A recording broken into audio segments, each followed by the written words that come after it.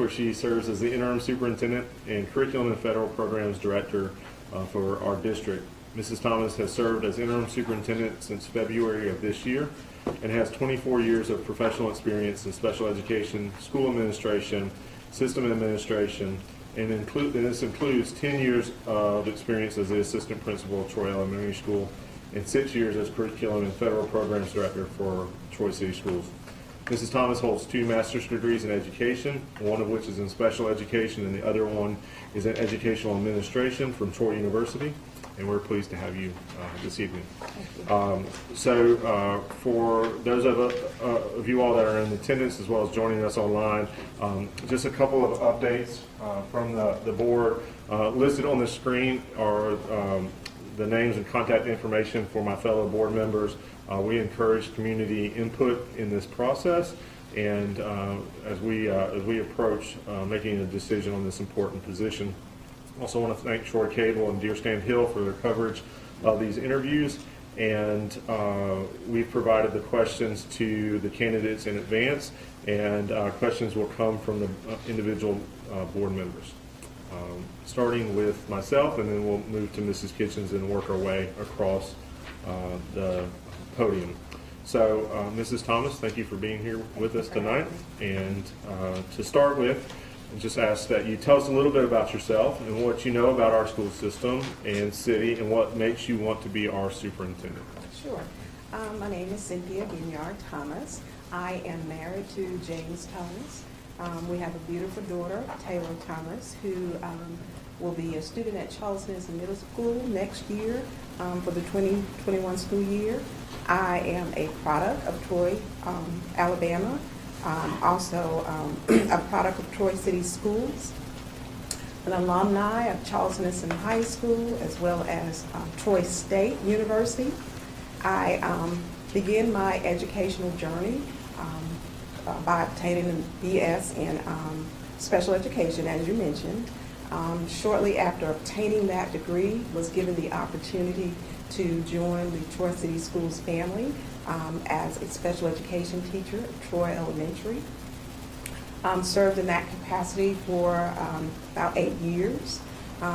While teaching, also went back and obtained my master's degree in special education with an add-on in administration.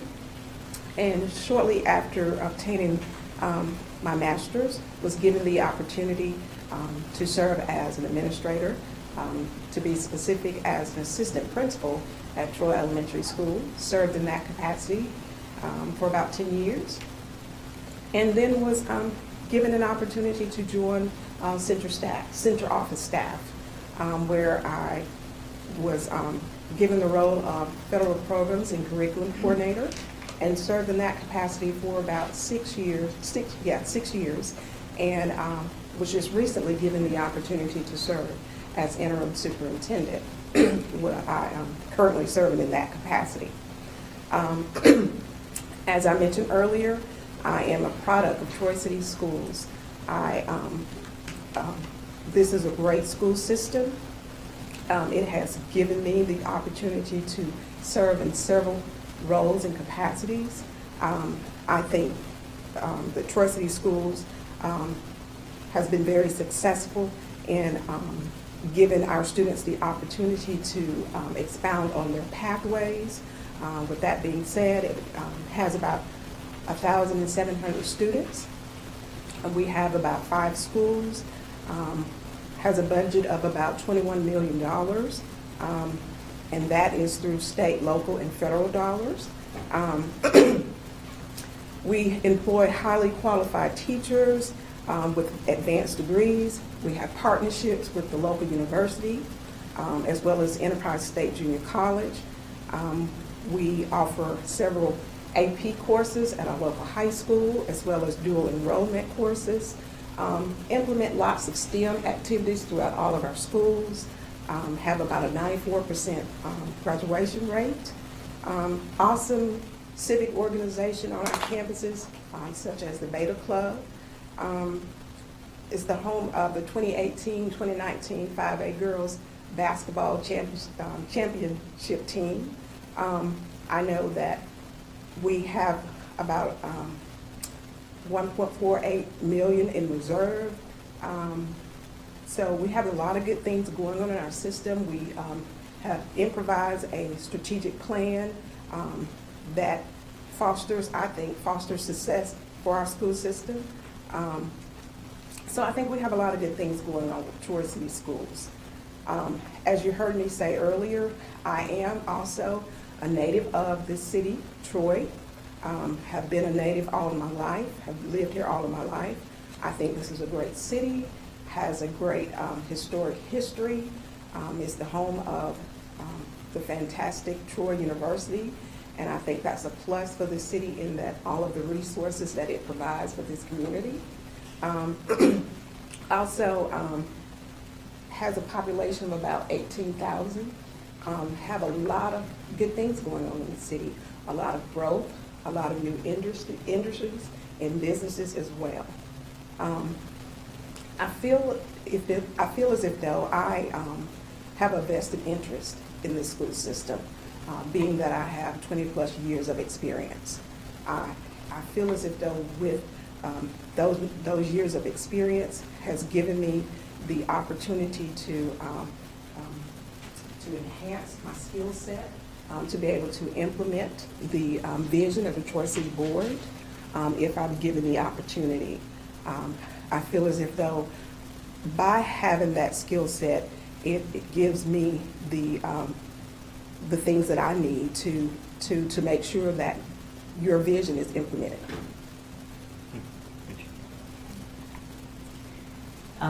My question has kind of three parts to it. The first part is, what is your vision for Troy City Schools? And then what are your primary goals and objectives toward making this vision come to fruition? And what procedure would you use to implement these goals? My vision for Troy City Schools is that we are committed to success. And by fostering that success, I believe if we give our students a meaningful experience as it relates to education in order to enhance on the skill set that they bring to us, in order to prepare them for whatever pathway that they decide to expound upon. And this also will give them an opportunity, or we equip them to become, in order to become, to expound on the skill sets that they have so that they are able to compete with students in the state as well as globally, and to become productive citizens in society ultimately.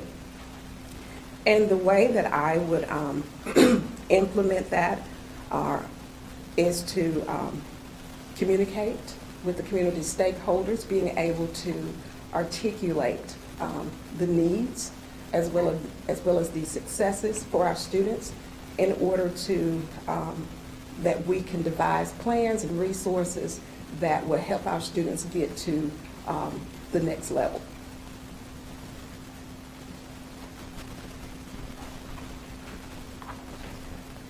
Ms. Thomas, you can use your tablet if you wish to break this down. Okay. Because it's rather long. Okay. Please describe your perception of the role of the superintendent, the Board of Education as a whole, and the individual board members. Simply put, what is your understanding of the relationship between the superintendent and the board? What would you do to foster the relationship with the board and keep us current on important issues or matters in our school system?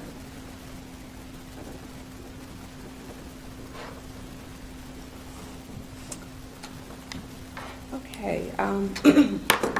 My perception of the role of the superintendent is that such as being able to implement the vision of the board by making day-to-day decisions as it relates to educational programs, as it relates to spending, as well as facilities and human resources and staffing. I also believe the role of the board, of the superintendent is to advocate on behalf of the board, fostering community stakeholders relationships, as well as manage the central office staff as well as administrators. I also believe the role of the board is to ensure that the district is responsive to the needs and the priorities and basic beliefs of the community. I believe that the board should also advocate on behalf of the district by also fostering relationships with community stakeholders. As it relates to the relationship between the superintendent and the board, I think that is one that is a must. That's professional, that is communication, constant communication among or between the two, or of the board and the superintendent. I feel as if though constant communication is the key in making the board members aware of what the needs and the successes are for the district. And my way of making sure that I communicate with you guys are through several platforms, through trainings, through just emails, through emails and several trainings, as well as just other means of communication, that be it social media, that be it the news, and things of that nature. Thank you. What involvement have you had in budget development and ongoing fiscal management? And please give concrete examples when possible concerning such areas as community involvement in the budget process, multi-year fiscal planning, and budget development. I currently serve a dual role. I am still serving in the capacity as federal program director. And in serving that role, part of my responsibility is to collaboratively work with community stakeholders to devise a budget for federal programs. And this is something that takes place annually. And the way we devise the budget is to do a needs assessment for our campus to determine priority spending as it relates to the funds. And this is something that we take a look at as far as evaluating if we spent the money the way that it needs to be spent, based on supplying the necessary resources and materials to enhance instruction for our students. Ms. Thomas, tell us about an incident that you agree with the current or previous or immediate supervisor, how you handled the situation, and how you would have approached the situation differently.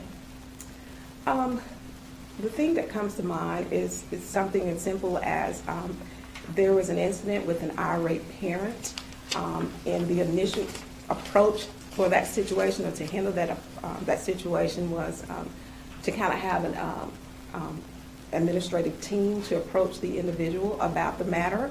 But with me knowing the individual, I felt as if though that was not the right approach for that particular personality.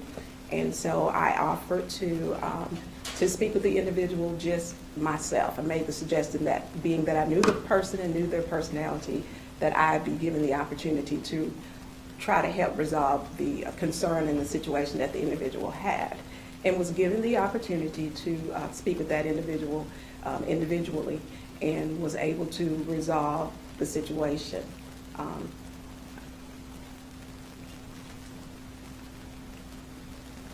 Ms. Thomas, enrollment is the lifeblood of the school district. How do school districts foster enrollment growth, and what is the role of the superintendent in this process? I believe that enrollment is extremely important, because we all know that enrollment or increased enrollment and money follows students. So it's extremely important that we foster or increase our enrollment. And I feel as if though the superintendent role in that is to ensure that we are providing the resources and the instruction that is tailored to the needs of our students, as well as communicating with or being able to articulate with community stakeholders what our needs are, as well as what our successes are, in order to cohesively and collaboratively work together to come up with the necessary resources to help to continue our enrollment or to increase our enrollment. Okay, Ms. Thomas, we're back on this side now. So, how important do you believe that the community is in the success of the school system, and how do you create and operationalize a shared vision for our schools with our community? I feel as if though involving the community is extremely important. There is a saying that goes that it takes a village to raise a child. I think it takes the entire community to enhance or strengthen a school system. And the way that I would go about to to invite the community to help strengthen our school system is simply communication and fostering relationship with the community stakeholders. Again, being able to articulate with the community what the needs are for our school system, and hope that they would buy in and help support those needs through real life experiences, as well as to provide or help provide necessary resources to enhance or to strengthen our school system.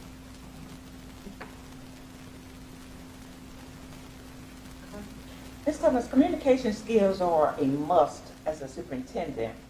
How do you go about communicating the district vision, policy, the general information to the board, staff, and community?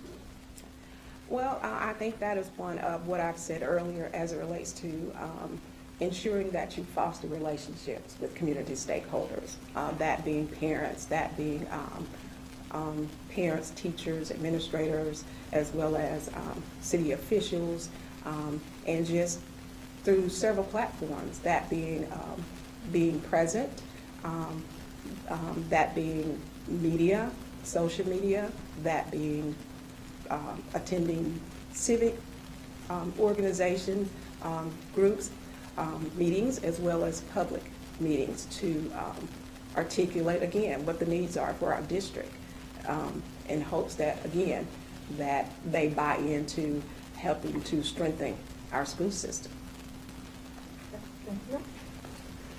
When looking at our financials, what are the first steps you would take to ensure that we are being financially responsible?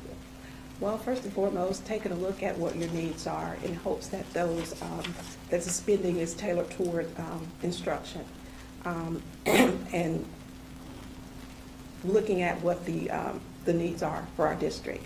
And sometimes, unfortunately, some of the decisions that has to be made is sometimes cutting to make sure you are prioritizing based on enhancing instruction. And the first thing you would probably look at if you have to come to those decisions is cutting those things that has the least impact on instruction, and then just kind of going from there to ensure that you are first and foremost operating within a budget, but effectively using those dollars to enhance instruction. Ms. Thomas, how do you handle complaints regarding staff or school performance from other staff members, school administration, staff, parents, and even the general public? For the most part, it's just simply listening sometimes. Sometimes people just want to be heard. And you would just sometimes just listen to what the concerns are and what the complaint is as it relates to the groups that you've mentioned. And sometimes that's meaning just talking to the administration based on where the school is that they may have the complaint or concern with, and fostering solutions to how to go about resolving what the complaint or the issue is. Thank you. Mm-hmm. Hey, Ms. Thomas, this question is really tailored toward the other candidates, but I'm going to ask you anyway. Sure. If selected for this role, you will have less than 30 days before the start of school. What would be your goals for this period before school starts to the first 6 months and in the first year? My goal would be, as it is currently, is to ensure that our students as well as our administration and custodial staffing is returning to a safe environment, being that what we're dealing with COVID-19, and to make certain that these individuals, as I mentioned, the students as well as the administration and teachers feel safe going back to school, and then taking a look at the instruction that we are offering, and to ensure that our kids have a level playing field as it relates to what their needs are, because we know in February their instruction was so abruptly interrupted that we needed to take a look at where the gaps are in order to accommodate what we need to do to get our kids to the next level. So again, my goal initially is to ensure that our students and our teachers and staff are returning to a safe environment.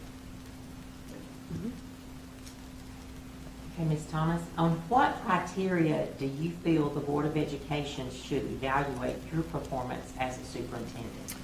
I definitely feel as if though there should be an evaluation, because I believe that if you are not, if it's not communicated to you what your weaknesses are, you cannot enhance or strengthen those areas. So I definitely believe that there should be an evaluation. I also believe that evaluation process should be one that is fair, one that's flexible, as well as one that's customizable to the expectations that the board has for the role of the superintendent. Thank you. You're welcome. Okay. Ms. Thomas, if hired for this position, what steps would you take to begin the process of creating your first budget with our system? I have already done that. The steps that I would take is the steps that you take within a budget.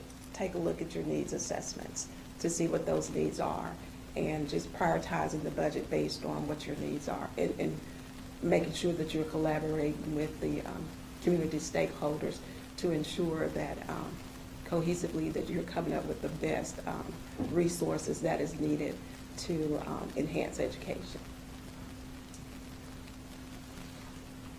Thank you. In the hiring and firing process, what is the role of teaching staff, principals, the superintendent, and the Board of Education? I think the roles of the teaching staff as it relates to the hiring and firing process is that the teacher should ensure that the job that they were hired for, that they carry out that particular responsibility. As it relates to the administrators, if I understand the question correctly, the administrators usually make a recommendation for either process, that being hiring or that being non-renewing, recommendation to the superintendent. In turn, the superintendent make that recommendation to the board in hopes that they would approve that recommendation. Thank you. Okay. Now, tell me, what do you feel are your greatest administrative strengths and your greatest administrative weakness, and how do you think they will aid or inhibit you in the position of superintendent? I think my greatest administrative strengths are the fact that I have been employed with the Troy City Schools for 20 plus years and have been given the opportunity to serve in different capacities. And the fact that I've served in those capacities has allowed me to enhance my skill set, to be able to carry out the vision of the board, or to be able to carry out the role of the superintendent. I feel as if though my weakness would be probably in the area of grant writing, simply because I haven't done much of grant writing, but my plans are to enhance those skills as well through professional development. Thank you. Okay. Please tell us why you should be the next superintendent of Troy City Schools. Well, even though I may be sounding like a tape recorder, I feel as if though my 20 plus years of experience in being able to serve in different capacities, such as a teacher, such as an administrator, as well as a coordinator or director, and currently serving in the role as interim superintendent, And serving in those different capacities, again, has given me, I feel as if though, the skill sets that I need to carry out the vision of the board. You're welcome. Okay, last question. What questions or feedback do you have for us this time? A question that I would ask of you guys is, what are your expectations for the superintendent? I think this is a conversation that we, obviously are having right now, and I would just say that we want excellence in our school system, and we want to remove any barrier for student success wherever possible, and sometimes that barrier is us and the excuses that we allow ourselves to have, and just taking that mindset into the school year. This is going to be a challenging school year, and it's going to be transformational from here on out in terms of cascading effects from the situation that we're dealing with. However, we can't allow those things to be impediments for serving and educating our children, because they are our future, and they're our future workforce and our future citizens, and that's something that I think we take very seriously, and are looking for a superintendent that will live that charge out as we move forward as a community. Okay, thank you. That's all the questions I have. Well, Mrs. Thomas, we certainly want to thank you for your time, as well as your interest in our system and stepping out in faith and applying for this position. We understand the challenge and vulnerability of being an internal candidate and all that entails, and certainly want to thank you for your time and your preparedness for today's interview. And as we move forward into next steps, we have interviews tomorrow, and then from there we'll be meeting as a board to discuss candidates that or a candidate that we look forward to moving forward with, and certainly we'll keep you informed as to where we are in that process. Well, thank you. I'd like to thank each of you for giving me this opportunity. Great. Well, thank y'all. And with that, we are adjourned for the evening.